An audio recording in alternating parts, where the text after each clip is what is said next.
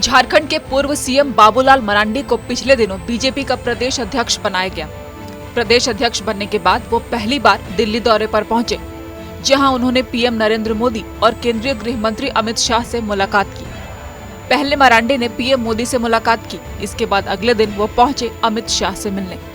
शाह से मिलने के दौरान अगले साल होने वाले लोकसभा और विधानसभा चुनाव की तैयारियों पर चर्चा हुई। विपक्ष की रणनीति जैसे अहम मुद्दे पर भी इस मुलाकात के दौरान बात हुई। झारखंड में बिहार के तर्ज पर 3 दलों का विपक्षी गठबंधन है। झारखंड मुक्ति मोर्चा यानी जेएमएम, कांग्रेस और आरजेडी गठबंधन में शामिल है। साल 2019 के विधानसभा चुनाव में गठबंधन ने सरकार बना ली और रघुवर दास के नेतृत्व में लड़कर बीजेपी को हार का सामना करना पड़ा था। रघुवर दास को ही उनके मंत्रिमंडल में सहयोगी रहे सरयू राय ने निर्दलीय प्रत्याशी के रूप में पटखनी दे दी थी। उस वक्त बीजेपी का जो हाल हुआ था, उसके बाद सरयू राय के मसले पर बीजेपी के भीतर गुटबंदी की बात सामने आई थी। तो बताया जा रहा है कि अब अमित शाह ने बाबूलाल मरांडी से साफ कहा है कि किसी भी हाल में पार्टी के भीतर गुटबंदी नहीं होनी चाहिए, सबको साथ लेकर चलना है।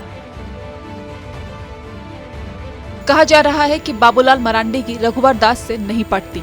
रघुवर दास के बारे में तो ये भी कहा जा रहा है कि वो बाबूलाल मरांडी को अध्यक्ष बनाने के पक्ष में ही नहीं थे और वो आदित्य साहू को अध्यक्ष बनाना चाहते थे। लेकिन बीजेपी के राष्ट्रीय अध्यक्ष जेपी नड्डा ने झारखंड की जमीनी हकीकत को समझकर मरांडी को अध्यक्ष बनाने का फैसला किया। साल 2014 के लोकसभा चुनाव में बीजेपी को झारखंड में कुल 14 सीटों में से 12 पर जीत हासिल हुई थी।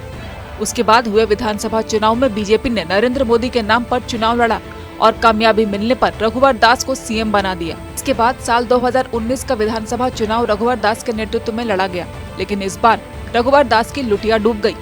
वो खुद भी हारे और पार्टी को भी हरा दिया। बीजेपी के कद्दावर नेता माने जाने वाले सरयू राय को बीजेपी ने टिकट नहीं दिया। माना गया कि रघुवर दास ने वीटो लगाकर उनका टिकट कटवा दिया। माना गया कि इसके पीछे भी रघुवर दास का ही हाथ था। तब सरयू राय निर्दलीय उम्मीदवार के रूप में रघुवर दास के खिलाफ मैदान में उतरे और उन्हें बुरी तरह हरा दिया। पुराने अनुभवों को ध्यान में रखते हुए बीजेपी ने इस बार बाबूलाल मरांडी पर दांव चला है। प्रदेश अध्यक्ष बनने के बाद से ही बाबूलाल मरांडी लगातार मेल मुलाकात करके सॉलिड प्लानिंग करने की तैयारियों में जुटे हैं। इसी बीच उनका एक ट्वीट भी चर्चा में है, जिसमें उन्होंने कांग्रेस के पूर्व अध्यक्ष राहुल गांधी पर तंज कसा है। मरांडी ने लिखा कि शहजादे कांग्रेसियों के लिए बोझ बन गए हैं, विदेशी एजेंसी उन्हें ब्रांड बनाने में लगी है।